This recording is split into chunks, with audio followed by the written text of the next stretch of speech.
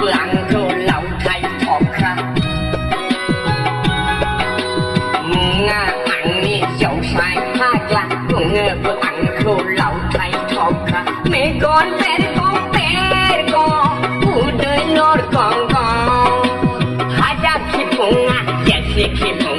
จบใช้ผักระยะเจอเมานองถ้าสิมีฉันในมันคือไรไงที่ไหนว่าโจรไหนที่ไหนว่าโจรไหนเกือบรำลาไปไหนอันนี้ข้าเที่ยวมันเบื่อน้องทูมันกับใครนะสร้างมันกับฟังงงอันนี้เจ้าชายภาคยาบนอังเขาเหล่าไทยทอกครามีก่อนเป็นก็ปีลองพูดเดินเลิศกองมึงอังนี่เจ้าชายภาคยาบนอังเขาเหล่าไทยทอกครามีก่อนเป็นก็ปีลองพูดเดินเลิศกอง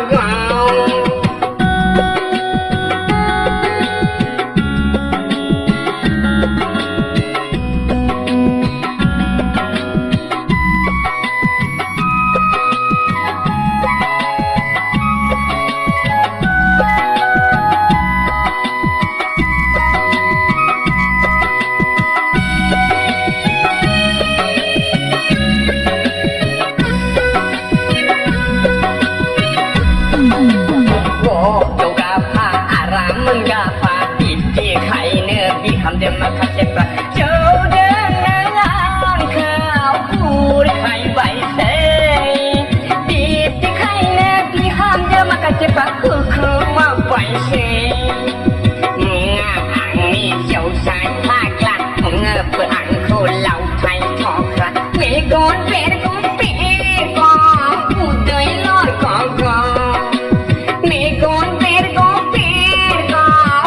เดินลอดกอง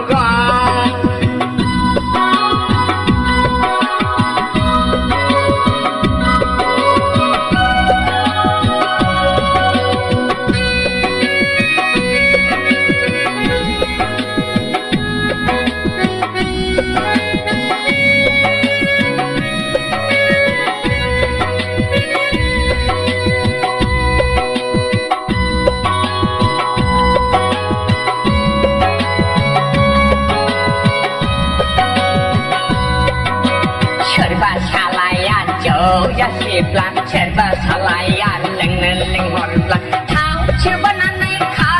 ก็โยกโซ่เกินนะเท้าเชื่อว่านั้นในพิชายกเนื้อจะชีทอดเกินนะเจ้าน้องอับลาไรในเนื้อเรื่องเจ้าน้องอับลาขอรอชากระเจ้าน้องอับลาไรในเนื้อเรื่องเจ้าน้องอับลา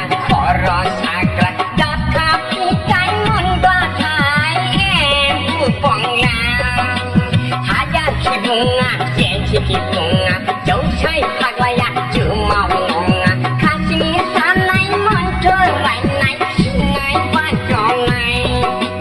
ที่ไหนว่าย้อนไหนเรือบรำลาไปไหนอันนี้ข้าเที่ยวมันเบื่อน้อง